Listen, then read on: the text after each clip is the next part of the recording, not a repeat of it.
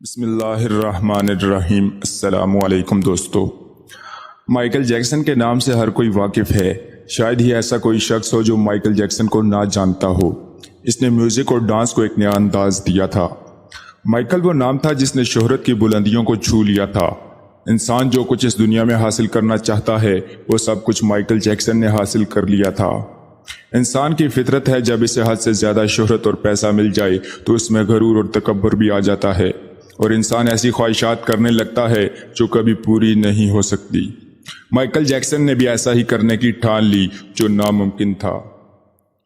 دوستو، ویڈیو کی تفصیل میں جانے سے پہلے اس چینل کو سبسکرائب کر لیجئے اور ساتھ لگے گھنٹی کے بٹن کو بھی دبا دیں تاکہ اس چینل پر اپلوڈ ہونے والی تمام ویڈیوز کی نوٹیفیکیشن آپ کو ملتی رہے۔ مائیکل جیکسن ایک دن نجومی کے پاس گیا اور اس سے کہا کہ اپنے علم سے میری دو باتوں کا جواب دو کہ مستقبل میں کیا یہ میں کر سکوں گا کہ نہیں۔ نجومی نے کہا، کون سی باتیں ہیں تم پوچھو، میں جواب دینے کی کوشش کروں گا۔ مائیکل جیکسن نے نجومی سے پہلا سوال کیا کہ کیا یہ ممکن ہے کہ میرا کالا رنگ سفید ہو جائے، اور دوسرا سوال یہ تھا کہ میری کتنی عمر ہوگی یا میں کتنے سال تک زندہ رہوں گا۔ مائیکل جیکسن کے سوال سننے کے بعد نجومی بولا کہ تمہارا کالا رنگ سفید نہیں ہو سکتا، تمہاری شکل اسی طرح رہے گی، اس کو تم بدل نہیں سکتے۔ اور دوسرے سوال کے جواب میں نجومی نے کہا کہ انسان کے مرنے کا کسی کو پتہ نہیں، لیکن پھر بھی میرے علم کے مطابق تمہاری عمر 60-70 سال سے زیادہ نہیں ہوگی۔ نجومی کا جواب سن کر مائیکل نے زوردار کہکا لگایا اور کہا کہ تمہارا علم ٹھیک نہیں ہے، میں تمہیں غلط ثابت کر کے رہوں گا۔ میرے پاس بہت پیسہ ہے، میں جو چاہوں کر سکتا ہوں۔ اور اسی غرور و تکبر میں نجومی کو چیلنج کر دیا کہ میں یہ دونوں کام کر کے رہوں گا، یعنی اپنا کالا رنگ سفید بھی کر لوں گا اور 150 سال تک زندہ رہوں گا۔ اور ساتھ ہی دوبارہ کہکا لگاتے ہوئے کہا کہ مگر تم اس وقت تک مر چکے ہوگے۔ اسی دن سے مائیکل جیکسن نے یہ دونوں کام کرنے کی ٹھان لی، اور پہلے اپنے کالے رنگ کو سفید رنگ میں بدلنے کے لیے مائیکل نے یورپ اور امریکہ کے 55 بہترین پلاسٹک سرجن بلوائے اور ان سے کالے رنگ کو پلاسٹک سرجری کے ذریعے سفید اور حسین بنانے کا کہا۔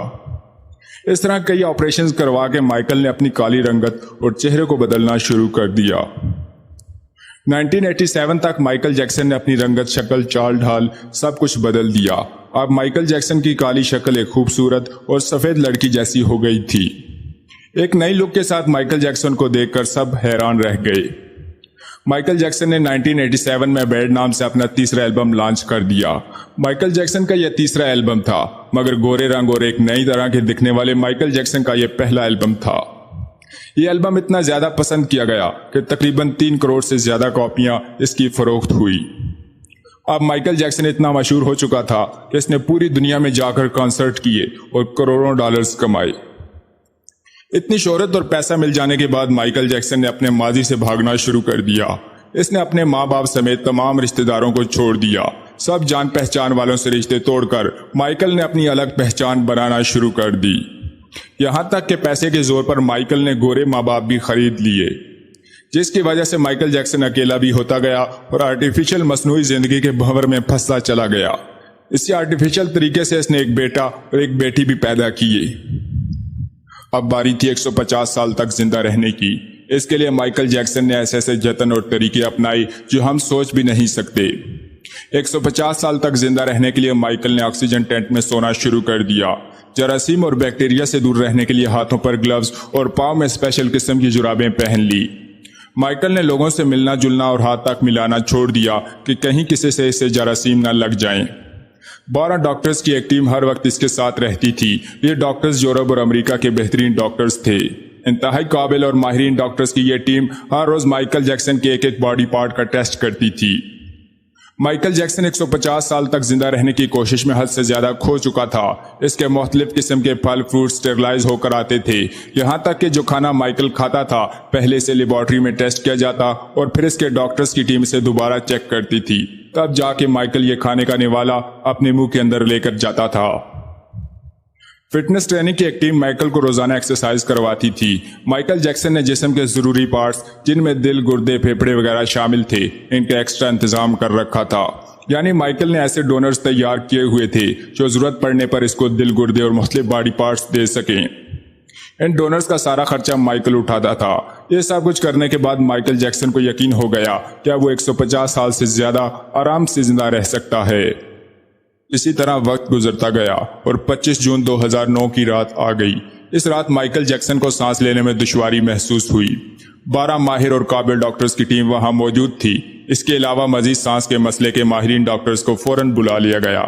اب مائیکل کا سانس مزید اکھڑنے لگا۔ ڈاکٹرز اپنی کوششوں کے باوجود ناکام ہو گئے اور مجبوراً مائیکل جیکسن کو ہاسپٹل لے جانا پڑا۔ مائیکل جیکسن، جس نے 150 سال تک زندہ رہنے کے پورے انتظامات کر رکھے تھے، مگر سانسوں کی ڈور ذرا سی جب اللہ تعالیٰ نے ہلا دی تو تمام انتظامات، احتیاط اور ڈاکٹرز اس کی سانس کو واپس برقرار نہ کر سکے اور اگلے 30 منٹ میں مائیکل کی روح اس کے جسم سے نکل کر اپنے حقیقی مالک کے پاس جا پہنچی۔ مائیکل جیکسن کے مرنے کی خبر جنگل میں آگ کی طرح پھیل گئی اور صرف 10 منٹ کے اندر اندر گوگل پر 10 لاکھ لوگوں نے مائیکل کی موت کی خبر کو دیکھا۔ اس وقت گوگل پر اتنے کم وقت میں اتنی زیادہ ٹریفک کا ریکارڈ بن گیا اور اس قدر لوڈ ہونے پر گوگل کا سرور ڈاؤن ہو گیا، جس کے لیے گوگل نے لوگوں سے معذرت بھی کی تھی۔ مائیکل جیکسن کا جب پوسٹ مارٹم کیا گیا تو پتہ چلا کہ حد سے زیادہ احتیاط کرنے کے باعث مائیکل کا اندرونی سسٹم ڈھانچہ بن گیا تھا۔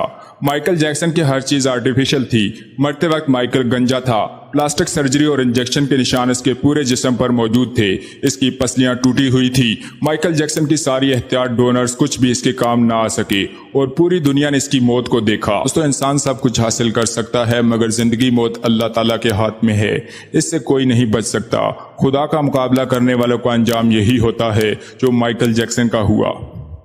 آگاہ اپنی موت سے کوئی بشر نہیں، ساماں ہے 100 برس کا پل کی خبر نہیں۔ دوستو، امید کرتا ہوں کہ یہ ویڈیو آپ کو اچھی لگی ہوگی۔ ویڈیو اچھی لگی ہو تو لائک، کمنٹ اور شیئر ضرور کیجیے گا۔ انشاءاللہ تعالیٰ اگلی ویڈیو میں ملاقات ہوگی۔ تب تک کے لیے خدا حافظ۔